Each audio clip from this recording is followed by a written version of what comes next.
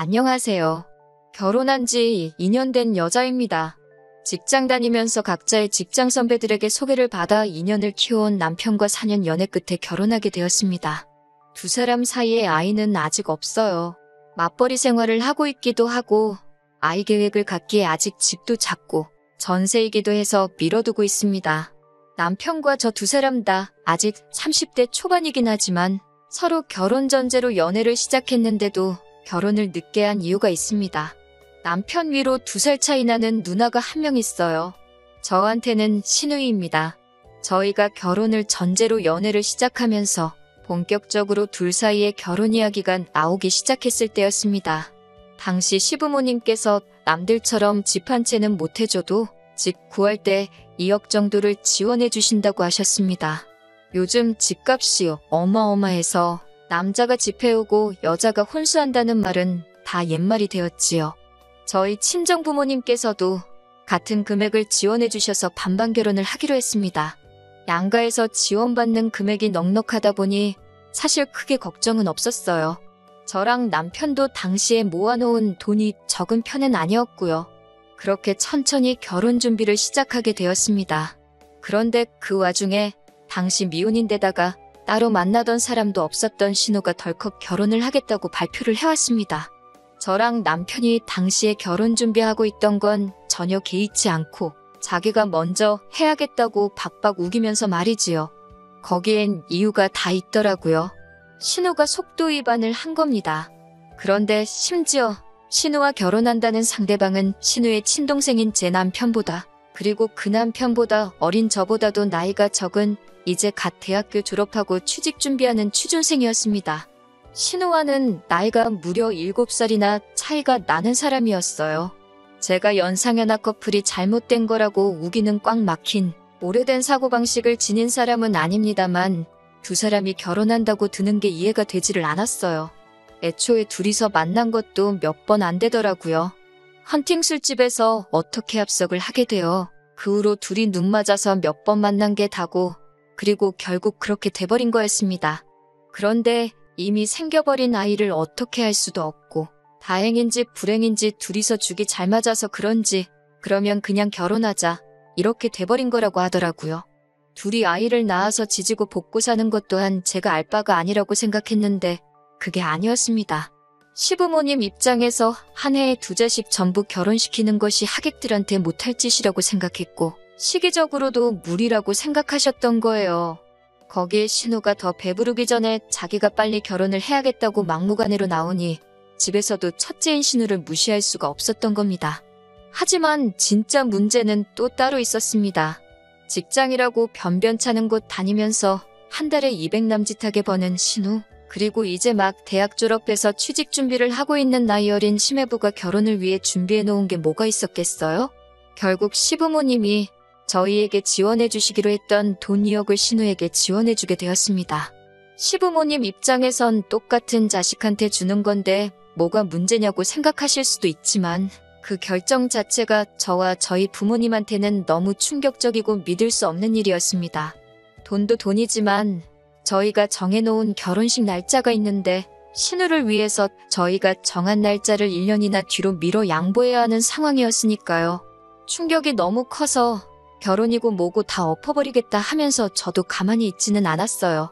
2주 내내 하루도 빠지지 않고 남편이 회사 끝나면 곧장 저희 집 앞으로 퇴근해서 매일같이 손이 발이 되도록 싹싹 빌었습니다. 문전박대를 당해도 눈이 오나 비가 오나 막차 뜨기 전까지는 저희 집 앞에서 계속 용서를 구했고 결국 그 진심이 화가 잔뜩 나신 친정부모님 마음까지 돌리게 되면서 결국 지금은 이렇게 결혼하게 되었습니다. 결국 저희 결혼은 신우 덕분에 1년이 미뤄지게 되었습니다. 그것만 해도 제가 신우를 좋아할 이유가 하나도 없지요. 신우가 사람이라도 좋으면 어떻게 제가 좋아해보려고 노력이라도 해보겠지만 알아가면 알아갈수록 시자가 들어가서 그런 게 아니고 싫어할 수밖에 없는 신우였어요. 저희 결혼식을 몇 달 앞두고 신우의 아이가 태어났습니다. 신우가 싫다고 시조카까지 싫어할 이유도 없고 출산은 축하할 만한 일이잖아요. 어차피 한 가족이 될 사람인데 제가 뒤끝이 있다는 걸 티낼 필요도 없고 해서 축하 인사하러 찾아갔습니다. 아기용 물티슈랑 기저귀 같은 기본적인 용품들 바리바리 싸들고 찾아갔어요. 뭐 좋은 말 들으려고 갔던 건 아니지만 신우의 반응이 참 어이없더라고요. 세상에 하나뿐인 시조카가 태어났는데 제 손이 작다나요? 제가 사온 물티슈나 기저귀 같은 건 보편적인 선물이니까 저 아니어도 자기 지인들이 알아서 잔뜩 사올 텐데 센스 있게 현금 선물이나 가져오지 집에 둘 곳도 없는데 쓸데없는 거 사왔다고 면박을 주더라고요. 진짜 신우 올케 사이가 된 것도 아니고 얽힌 이야기도 있지만 그래도 잘 지내보려고 마음 써서 준비해 간 건데 막상 저렇게 나오니 제가 저딴 소리 들으려고 4시간 날려서 가면서까지 여기 왔나 싶고 참 마음이 그렇더라고요. 제가 암만 자기 때문에 결혼이 미뤄졌는데도 자기 동생과 헤어지지 않고 결혼을 하기로 했다고. 진짜 신우 올케 사이가 된 것도 아닌데 벌써부터 시짜지를 하는가 싶었습니다. 그래서 그때 다짐했어요. 결혼 후에도 정말 무슨 이야기 안 나올 정도로 최소로만 하고 신우하고는 절대 엮이지 말아야겠다고 말입니다.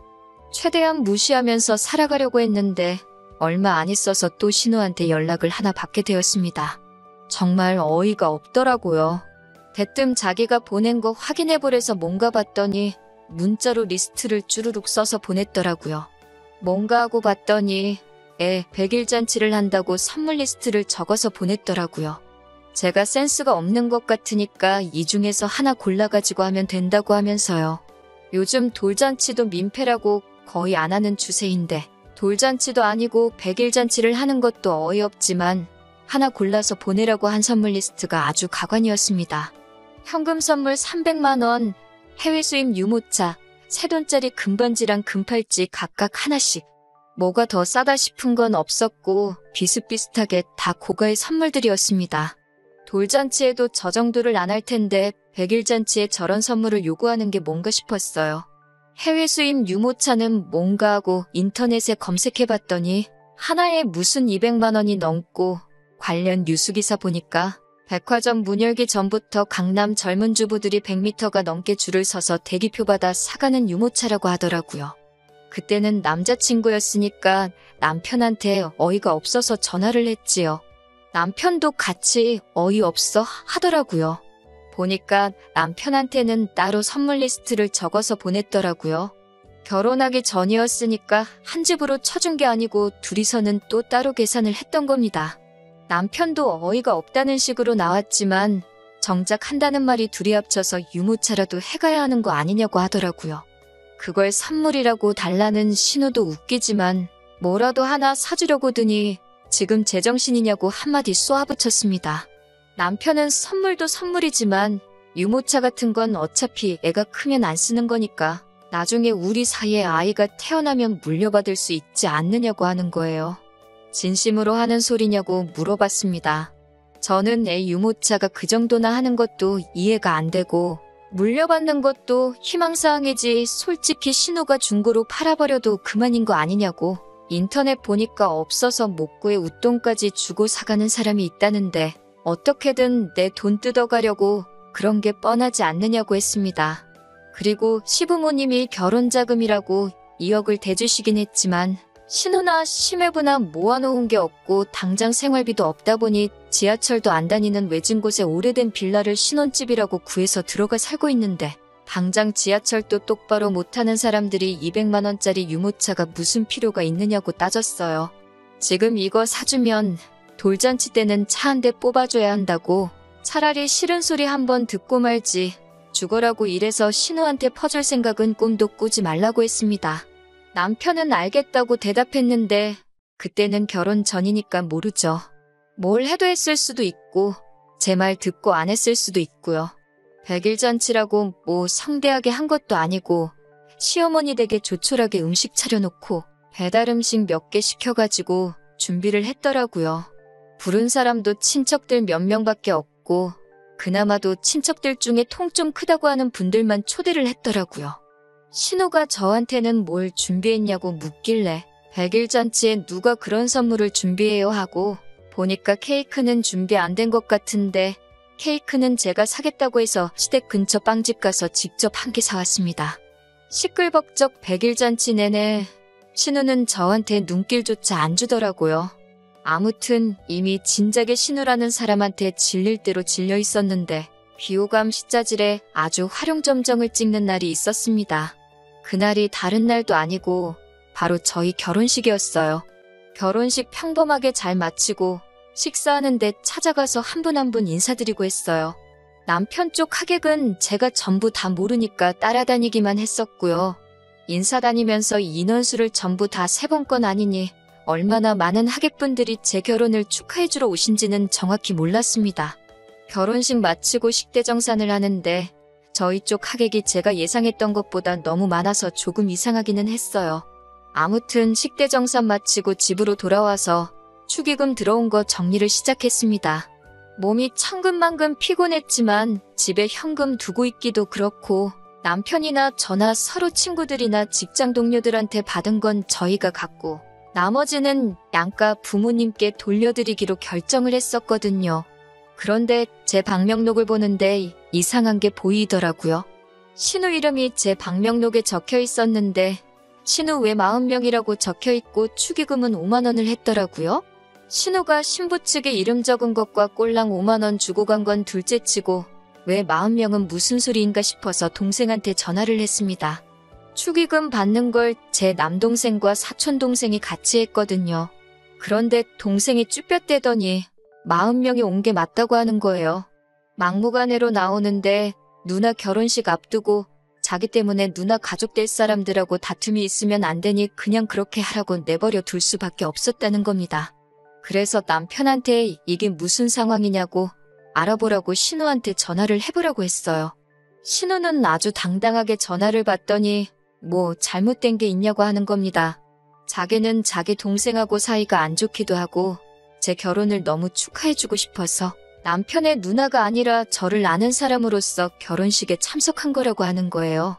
신우 외 40명은 뭔가 했더니 신우가 자기 지인들부터 신우 남편 지인들에 신우 남편의 친척들까지 총동원해서 데리고 올 수 있는 사람들은 전부 다 데려왔던 거더라고요. 나중에 알고 보니 신우 거지근성에 동참해준 이유가 신우가 주변 사람들 부를 때 올케인 제가 인간관계가 아주 거지 같아서 부를 하객이 너무 없어서 하객 알바를 쓴다고 하길래 자기가 도와준다고 와서 밥이나 먹고 가라는 말도 안 되는 거짓말을 해가면서 아는 사람들을 총동원했던 거였어요. 왜 저러나 싶었는데 뻔하더라고요. 제가 100일 잔치 때 사달라는 거 안 사줬으니 어떻게든 저한테 경제적으로 피해를 입히고 싶었던 겁니다. 거지근성도 거지근성인데 그 못된 심술보 또한 치를 떨게 만들 정도였어요. 남편도 신우의 황당한 복수에 어쩔 줄 몰라 하더라고요. 자기 돈으로 손해본 거 메꿔주겠다고는 하는데 어차피 결혼했는데 그 주머니가 그 주머니 아니겠어요? 그 돈 메꿔준다고 기분이 나아질 것도 아니고 그냥 넘어가기는 하겠지만 앞으로 신우하고는 명절 때 마주치는 정도가 아닌 이상 그냥 남처럼 지내겠다고 선언했습니다. 남편도 제정신이 아닌 이상 여기서는 지 누나 편을 들 수가 없었지요. 아무튼 한동안 신우랑 엮이지 않으니 남편하고는 사이좋게 잘 지냈습니다. 문제가 될 싹을 잘라버리니 다툴 일도 없더라고요. 지원 없이 시작한 결혼이었고 두 사람 모은 돈만으로 모든 걸 처리했기 때문에 조금 부족하기는 했습니다. 집도 전세에다가 방 하나 딸린 작은 구조라서 결혼을 했지만 당장 아이 생각은 꿈도 꿀 수 없었어요. 어차피 경제적으로 좀 더 여유가 되면 그때 자녀 계획을 실행에 옮길 예정이었기 때문에 그 부분이 문제가 되지는 않았습니다. 작은 집은 작은 집 나름의 매력이 있고 장점이 있었으니까요. 맞벌이 하느라 퇴근하면 서로 힘든데 집이 작으니까 집안일도 별로 할 게 없고 그래도 주변에 인프라가 잘 돼 있는 지역이라 추억거리도 많이 쌓였고요.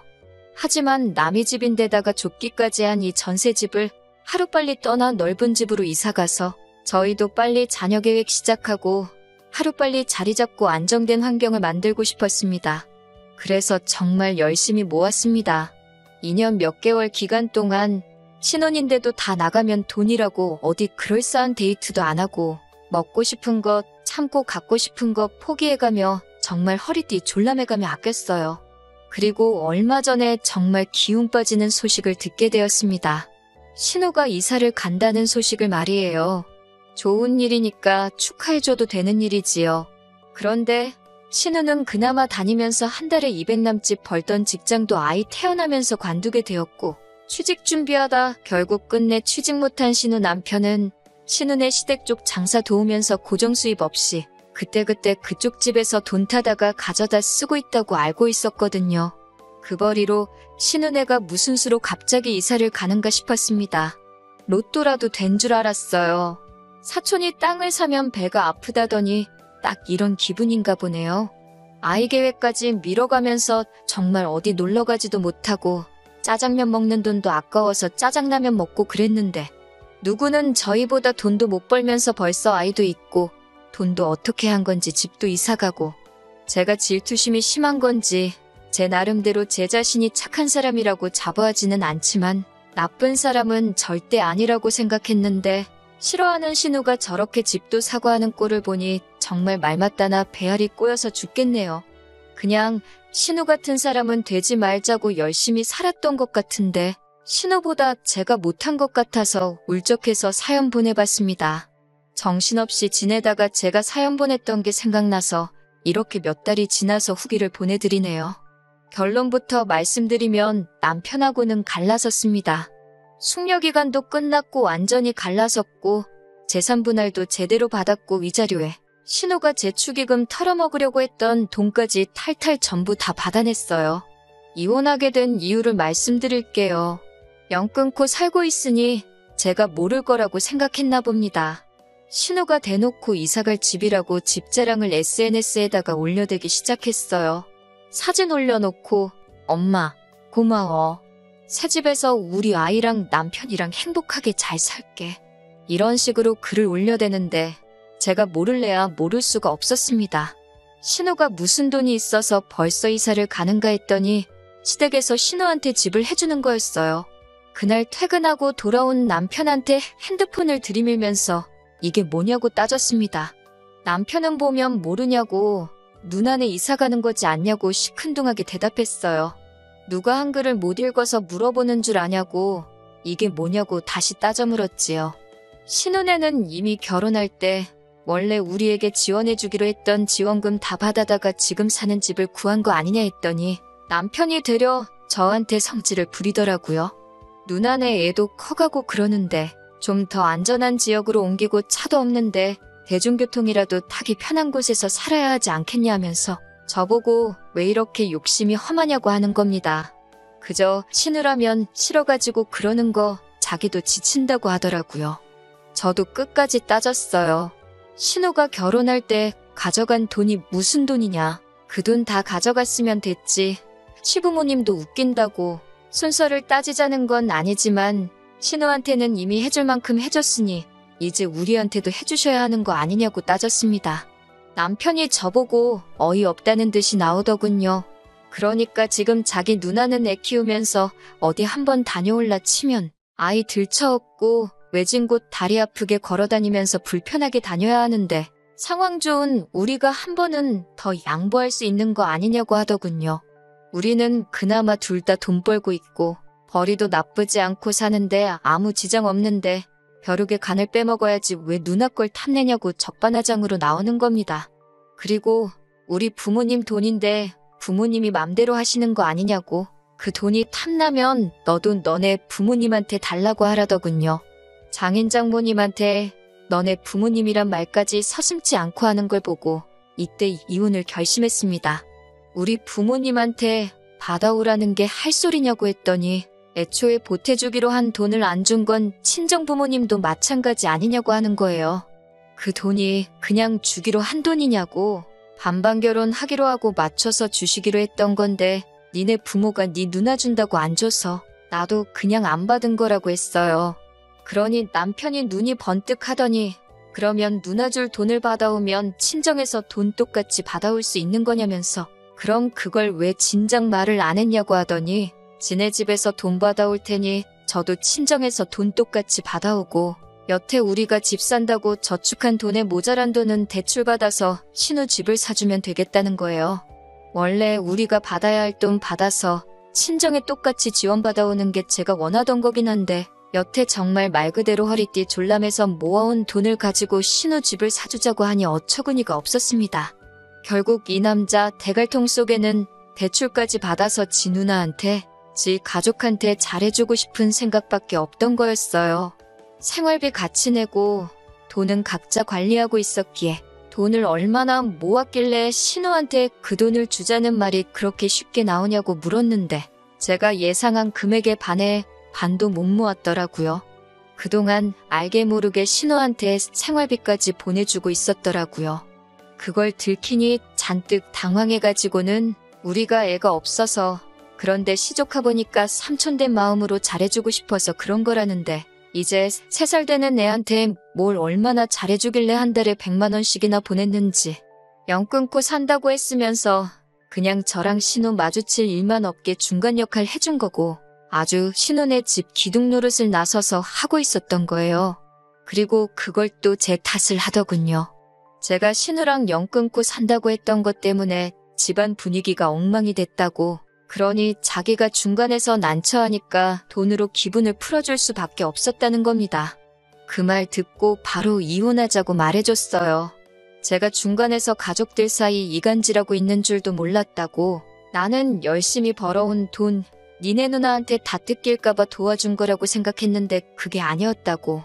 그러니까 이혼해 줄 테니 평생 누나 뒷바라지하면서 지내라고 했습니다. 나만 이혼해주면 니네 엄마가 니네 누나 집도 사주고 너는 너가 돈 벌어서 니네 누나 편하게 해주고 니 조카한테 좋은 삼촌 되고 다 좋은 거 아니냐고요. 협의 이혼하자고 하는데 저는 변호사까지 구해서 이혼 소송을 진행했고 앞서 말씀드린 대로 얼마 되지는 않지만 위자료부터 해서 그렇게 완전히 결혼 생활 쪽내게 되었습니다. 다 지나고 나서 제가 비하까지 해가면 너무 나쁘게만 생각하는 걸 수도 있겠지만 괜히 신우 처음 결혼할 때 파혼하게 될 뻔했던 거, 그때 남편이 사정사정하면서 빌었던 게 저를 사랑해서 그런 게 아니었다는 생각이 들어요. 단지 저희 쪽에서 똑같이 2억을 맞춰오겠다고 했을 때 그 돈이면 지네 집에서 준비한 돈은 신우해주고 저희 쪽에서 가져온 돈 가지고 어떻게 그럭저럭 두 남매가 자리 잡고 살겠다고 계산을 했던 게 아닌가 싶습니다. 제 말대로 이미 다 지난 일인데요, 뭐. 괜히 더 나쁘게 생각하면 끝도 없이 나빠질 수밖에 없는 일들이라고 생각합니다. 그러니까 이젠 최대한 지난 일에 얽매이지 않고 최대한 좋은 쪽으로 생각해보려고요. 이제라도 그 지긋지긋한 집구석 탈출한 게 정말 다행이라고 생각하려고 합니다. 처음 사연 보냈을 때 댓글로 응원해주신 분들께 너무 감사드려요. 걱정해주신 덕분에 지금도 이렇게 잘 살고 있습니다. 그리고 제 선택에 후회가 남지 않도록 저도 열심히 잘 살아보도록 하겠습니다.